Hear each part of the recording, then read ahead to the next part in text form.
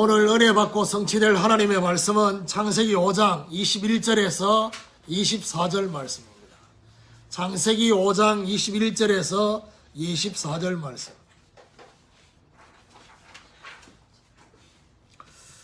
예, 우리 같이 합독하도록 하겠습니다. 시작. 에녹은 65세에 무드셀라를 낳았고 무드셀라를 낳은 후 300년을 하나님과 동행하여 자녀를 낳았습니다. 그는 365세를 살았다. 에녹이 하나님과 동행하더니 하나님이 그를 데려가심으로 세상에 있지 아니하더라. 아멘. 우리 같이 합독한 말씀을 가지고 하나님과 동행하는 자라는 제목으로 말씀을 증거하기를 원합니다. 지난 주간에 하나님을 떠난 자의 삶에 대해서 가인과 그 후손들의 이야기를 통해서 불신자들이 이래 살아가고 있고 우리도 영적으로 불신자 상태가 되어지는 그 상태가 되면 가인과 그 후손들의 모습처럼 살아갈 것이라는 사실을 말씀을 통해서 우리는 듣게 되었습니다. 자기를 보호하려고 성을 샀고 그 성 이름을 에녹이라, 두려움이라는 그 이름을 짓게 되고요. 자기 만족을 위해서 여러 가지 문명들을 만들어내는, 문화와 문명을 만들어내는 그것이 바로 결국 자기 만족을 위해서, 하나님의 영광을 위해서가 아니라, 왜 하나님이 우리의 기도 제목 속에 몰빵의 축복을 주시려고 하느냐? 바로 불신자들은 자기 만족을 위해서 문화와 문명을 만들어내는데, 그렇죠? 우리는 복음을 위해서, 하나님을 드러내기 위해서, 하나님의 영광을 위해서 하려고 하기 때문에 다르다는 것입니다.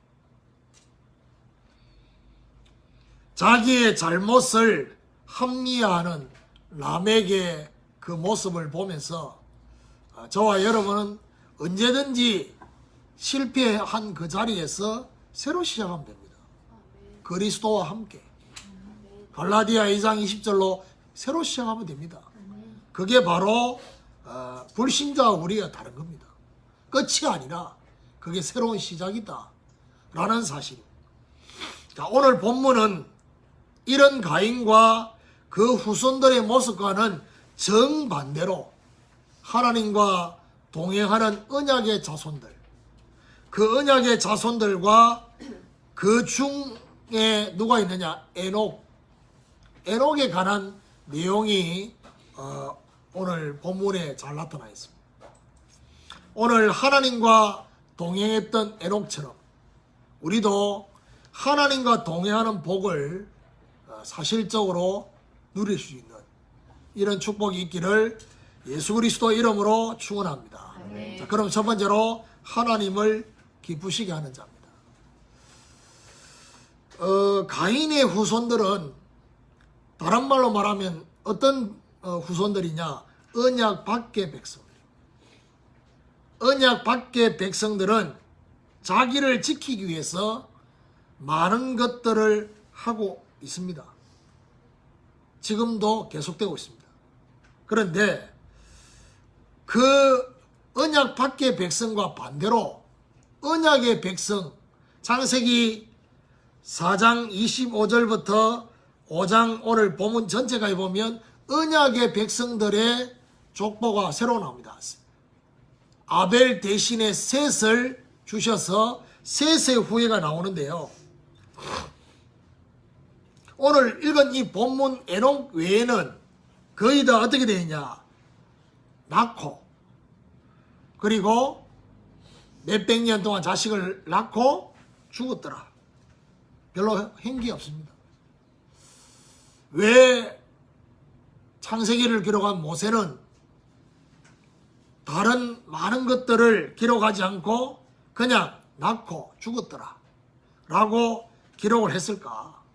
그것은 바로 가인의 후손들은 서론적인 것을 너무나 중요하게 생각했기 때문에 서론에 집착하고 서론에 목을 메고 서론의 모든 시간을 투자하고 있지만은 셋의 후손들, 언약의 후손들은 본론을 중요하게 생각했기에 서론에 대한 기록이 없었다는 사실.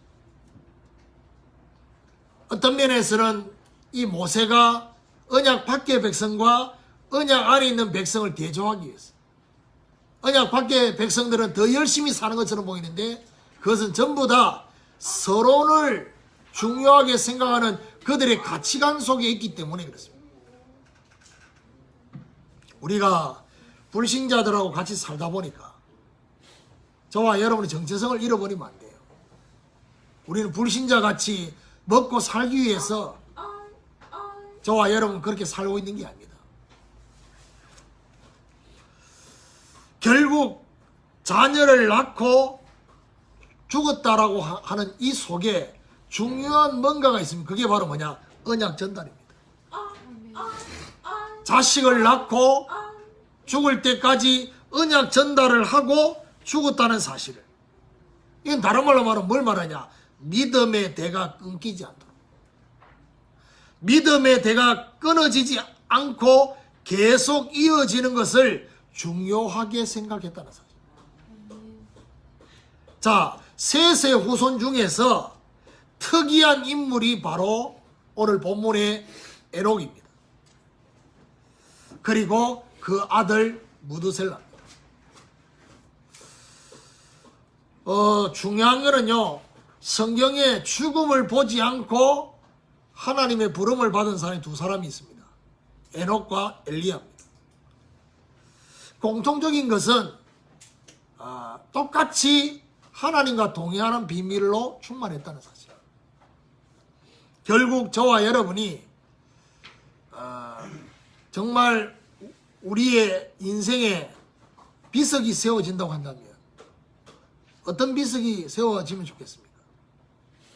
하나님의 사람 누구누구, 하나님과 함께 살다가 언약을 전달하고 제자를 세우다가 주님 앞에 서다. 이런 중요한 걸기가 세워진다고 한다면 그것이 가장 중요한 우리 인생의 남김이 될 것이다.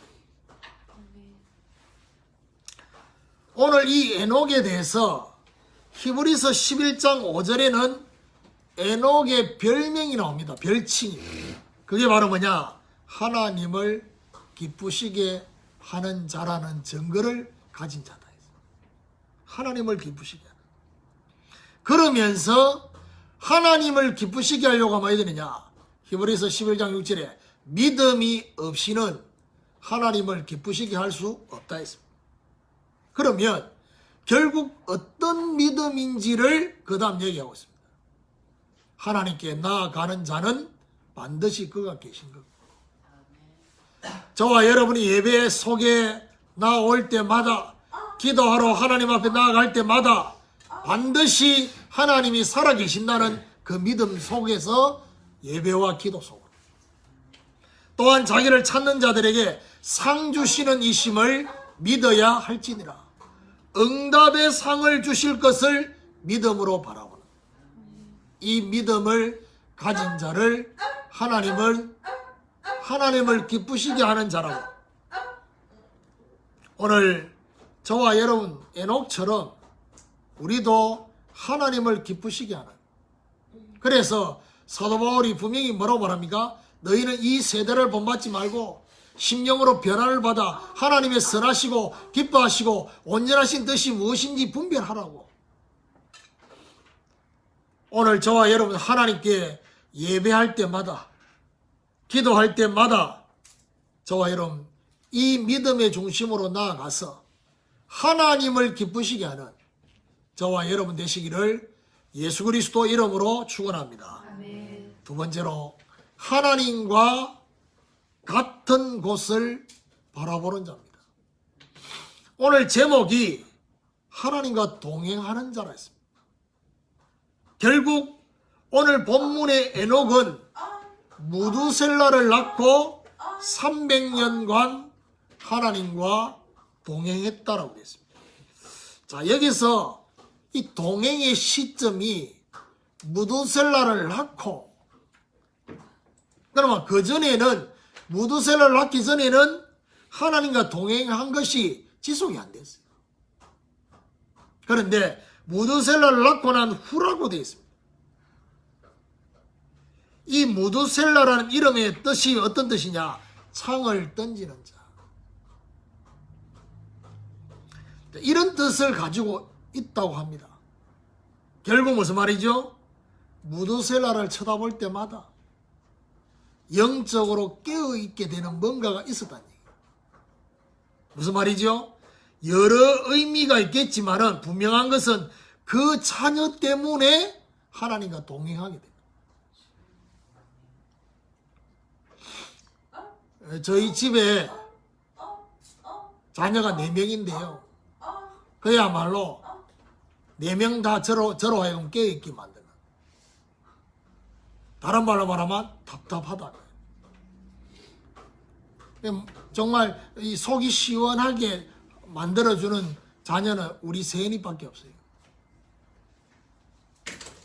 그러니까 한동안은 아빠를 좀 배려한다고 기도하고 찬양해달라고 안 하더니 요즘 들어가지고는 아빠 뭘 하든지 그 관계없이 뭐 피곤한 관계없이 무조건 일단 집에 오면 제 손을 잡고 그것도 딱 장소가 정해져 있어요. 아무 때나 하면 안 돼. 소파에 있어야 돼요.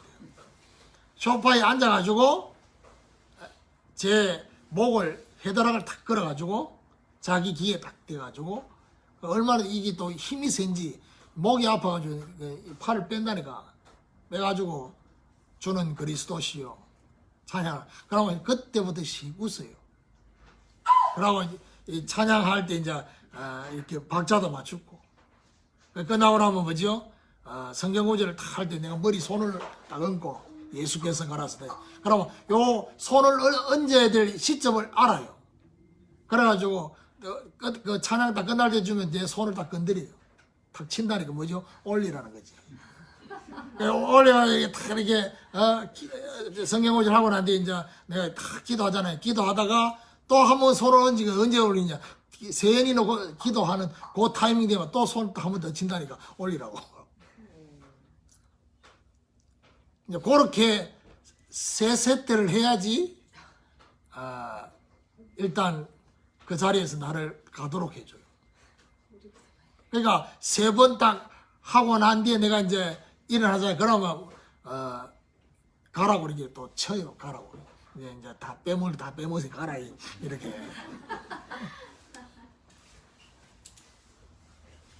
그러니까요, 자녀를 통해서 하나님 바라볼 수밖에 없는. 우리 세인이는 기도하게 만들지만은요, 나머지 자녀들을 쳐다볼 때도 기도하도록 하시겠지요. 근데 기도 제목이 달라. 그게 문제거든요. 에녹이 자녀를 양육하면서 영육간에 철이 들었다는 사실. 무슨 철이 들었냐? 깨어있게 되는. 그래서 사실은요, 부모가 자식을 양육하고 자식을 키우는 것처럼 보이지만요, 반대로 일방적인 게 없다니까. 자식 때문에 부모가 영적으로 자라요. 그게 바로 하나님의 방법 중에 하나예요. 깨어있다 보니까 자연스럽게 뭐지요? 하나님이 바라보는 시선이 그 어떤 거냐? 깨어있다 보니까 하나님을 탁 쳐다보니까 하나님이 어딘가를 쳐다보고 계셔요. 그 시선이 보인 거예요. 결국 하나님과 동행하려고 하면 되느냐? 하나님과 같은 곳을 바라봐야 돼요. 하나님이 중요하게 생각하는 것이 무엇인지가 보이게 된다 이 말이에요. 다시 말해서 뭐죠? 신앙의 본질, 믿음의 본질, 복음의 본질. 이 목사님이 뭐라 했습니까? 자꾸 잊어버리게 되는 그 본질.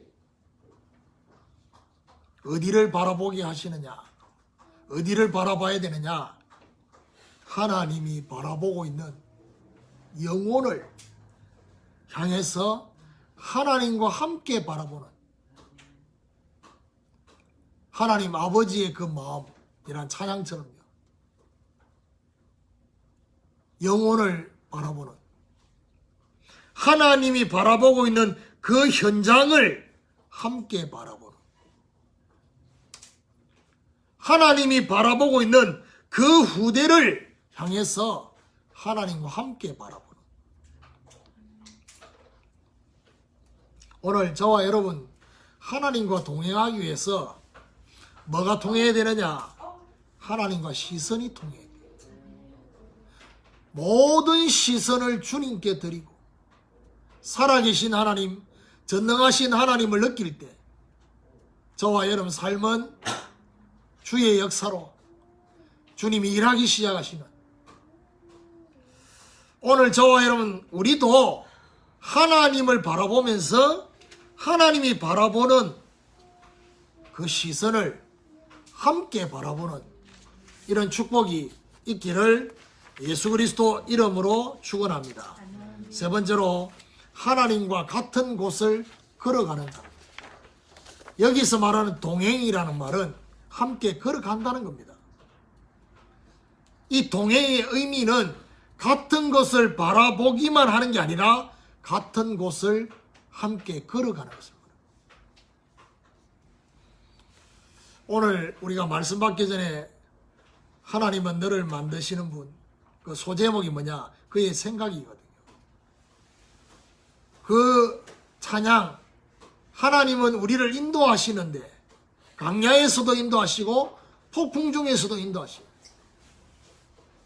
하나님이 저와 여러분과 함께 나란히 걸어가시다가 정말 위험한 바위를 지나갈 때는 우리를 업고 가신다는 혼자 가는 게 아니라 우리를 업고 가시는 에녹은 하나님과 함께 보고 하나님과 함께 걸어갔다는 사실을 오늘 하나님과 동행했다는 이 말 속에 있는 것입니다. 자, 그렇다면 하나님과 함께 걸어가는 이 비밀이 어떤 것이냐? 그것은 바로 하나님과 같은 곳을 걸어가는 첫 번째가 바로 하나님과 함께 기도하는 것입니다. 저와 여러분의 소원을 하나님께 아뢰는 그 기도가 아니라 하나님이 정말 원하시는 그 곳을 향해서 우리가 기도로 함께 걸어가는 우리의 기도로 영혼과 우리의 기도로 현장과 우리의 기도로 후대를 향해서 하나님이 걸어가신다는 사실. 하나님이 걸어가고 계시어요. 이게 바로 우리 기도의 결과예요. 하나님은 저와 여러분의 기도를 통해서 일하시기를 원하셔요. 우리의 기도를 통해서 하나님은 성취하시기를 원하셔요. 그래서 영혼을 놓고 현장을 놓고 기도가 계속된다. 그 말은 무슨 말이죠? 하나님이 일하시고 계신다.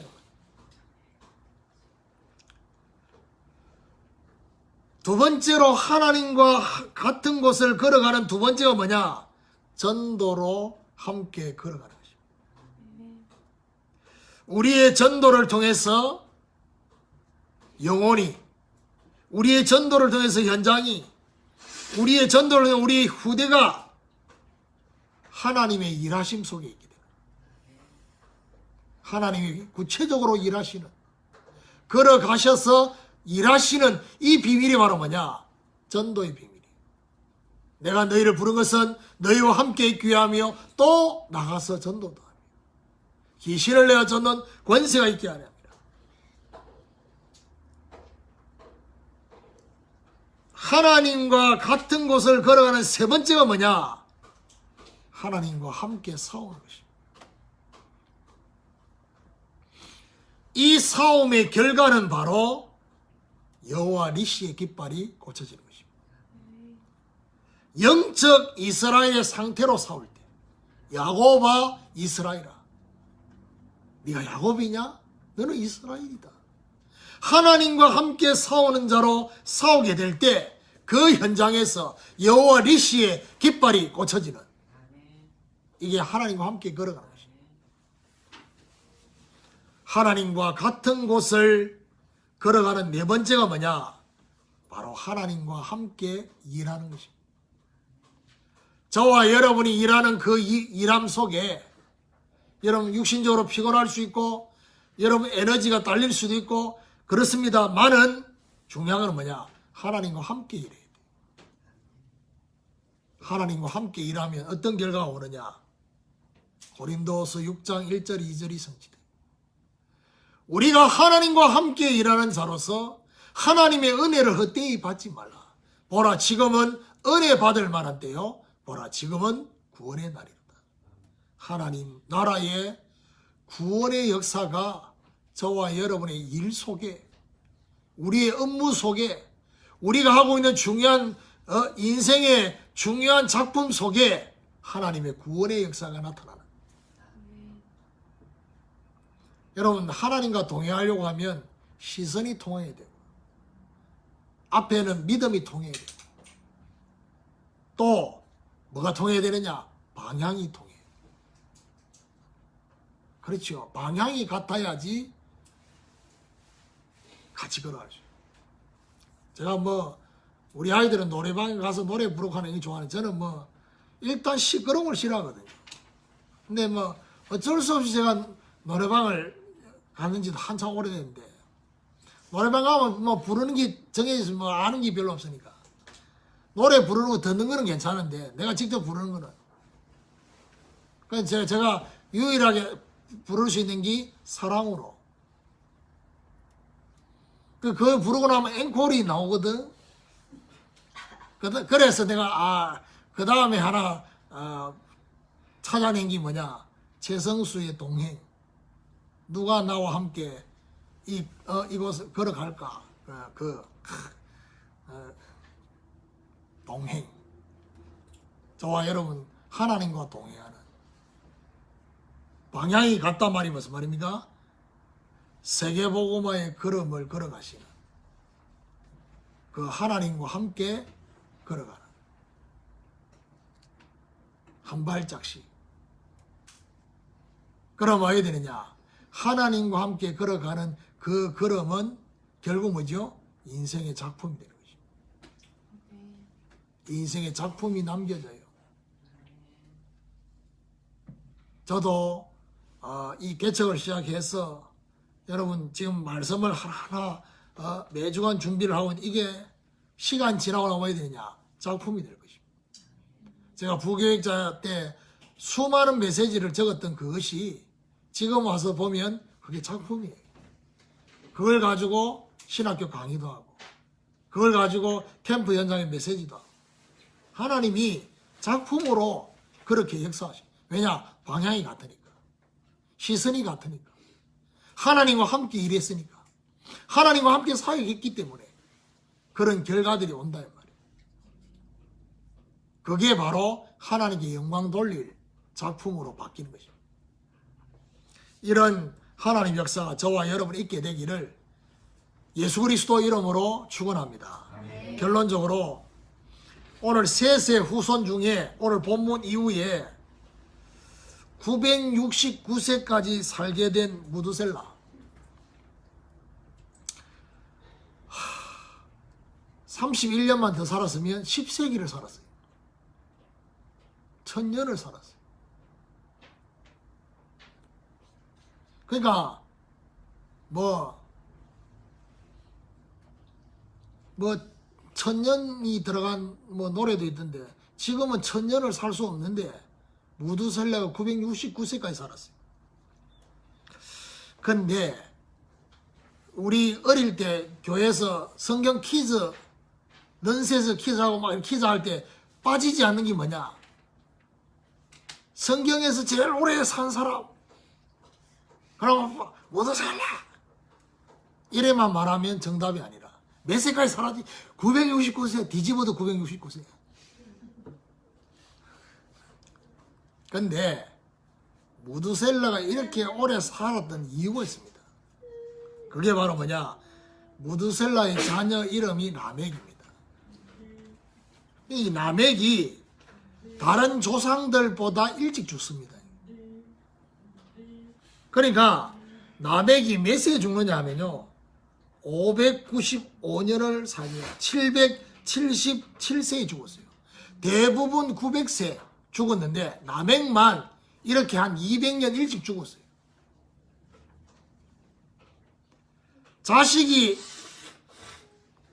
무드셀라보다 자식이 먼저 죽고 난 뒤에 사실은 이 자식에게, 그 손자에게 언약을 전달해야 될 하나님의 계획이 있다고 한다면 무드셀라는 오래 살아야 되는 거예요.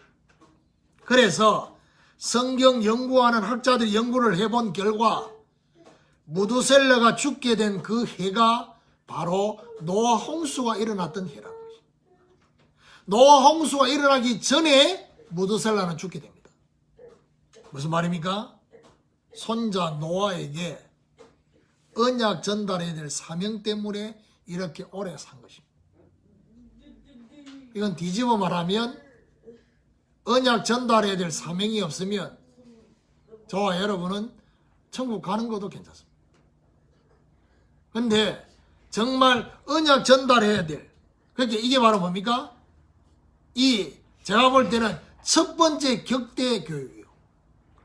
자기 자녀가 아니라 손자에게 언약 전달하는 무드셀라. 그래서 여러분 좀 오래 살고 싶으면 여러분 손자 손녀를 집중해서, 그것도 정손자를 집중해서, 그러면 어떻게 되느냐, 하나님이 여러분 생명의 이 연수를 늘지도 몰라요. 근데 중요한 거는 오래 살라고 그 언약을 붙잡는 걸 하나님 아시지요. 그래도 하나님이 속는 셈 치고 그렇게 하실지도 몰라요. 왜냐, 너무 중요하기 때문에. 후대에 관심이 없는 사람은요, 결국에는 하나님의 중요한 그 최고의 관심 속에 없는 겁니다. 그래서 불신자 전도와 제자를 세우는 것만큼 중요하게 생각해야 될 것이 바로 뭐냐, 후대의 언약 전달입니다. 이걸 중요하게 생각해요. 그래서 오늘 여기 보니까 절반 이상이 청년들인데, 그래서 결혼을 잘해야 돼요. 그래서 배우자를 잘 만나야 돼요. 왜냐? 후대 때문에. 그렇죠? 그 육신적인 것만 쳐다보고 그거 메꾸려고 하지 말고, 내가 못생겼으니까 좀 잘생긴, 내가 머리가 나쁘니까 좀 머리 좋은, 이런 식의 배우자를 택하지 말고 언약 전달해야 될 하나님의 중요한 그 계획을 바라보면서,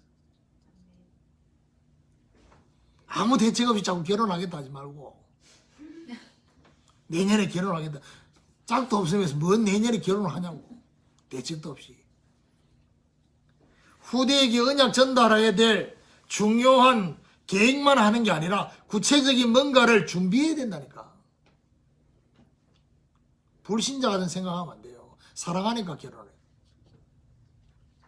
물론 사랑해서 결혼해야지, 그것만 가지고 결혼하는 게 아니다 이 말이에요. 언약 전달해야 돼요.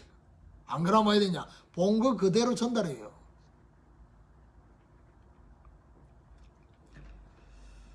왜 결혼했는데 자녀가 빨리 안 들어서는 줄 압니까? 하나님이 보실 때는 후대를 감당할 만한 그릇이 안 되는 거예요. 후대를 감당할 그릇이 되어질 때, 그때 하나님 자녀를 주셔요. 그러면 지금 이 땅에 태어난 가정의 모든 자녀들, 그 부모들은 다 후대를 감당하느냐? 그 말은 또 아닙니다. 감당하는 수준이 또 다르잖아요. 언약 전달을 제대로 할 것이냐. 오늘부터 하나님과 동행하면서 언약 전달을 제대로 할 수 있는 이런 축복이 저와 여러분이 있게 되기를 예수 그리스도 이름으로 축원합니다. 자, 우리 시간에 주신 말씀 붙잡고 이 시간 같이 합심해서 기도하겠습니다. 하나님을 기쁘시게 하는 자, 하나님과 함께 바라보는 자, 하나님과 함께 걸어가는 자. 그래서 하나님과 믿음이 통하고 하나님과 시선이 통하고 하나님과 방향이 통하는 에녹처럼 또 무드셀라처럼 언약 전달해야 될 사명을 분명히 제대로 감당할 수 있도록 하나님 역사해달라고 우리 주신 말씀 붙잡고 이 시간 같이 합심해서 기도하기를 원합니다. 하나님 감사합니다. 하나님과 동행하는 자란 말씀을 통해서 하나님 에녹처럼 하나님을 기쁘시게 하는 자 될 수 있도록 하나님과 믿음이 통하게 하여 주시옵시고 정말 하나님 우리에게 하나님과 함께 바라보는 자 되게 하셔서 하나님과 시선이 통하게 하시고 하나님과 함께 걸어가는 자 되게 하셔서 하나님과 방향이 통하게 하여 주셔서 정말 무드셀라처럼 언약 전달해야 될 사명 때문에 우리의 생명이 있음을 깨닫게 하여 주시고 이 귀한 사명 때문에 오늘을 살아가는 우리의 모든 삶이 되게 하여 주시고 언약의 대를 이어갈 수 있도록 귀한 만남을 하나님 축복하시고 역사해 주옵소서. 오늘 우리에게 하나님 역사하시는 귀한 역사가 일어날 수 있도록 오늘 이 시간에 우리에게 역사하시고 인도하여 주옵소서.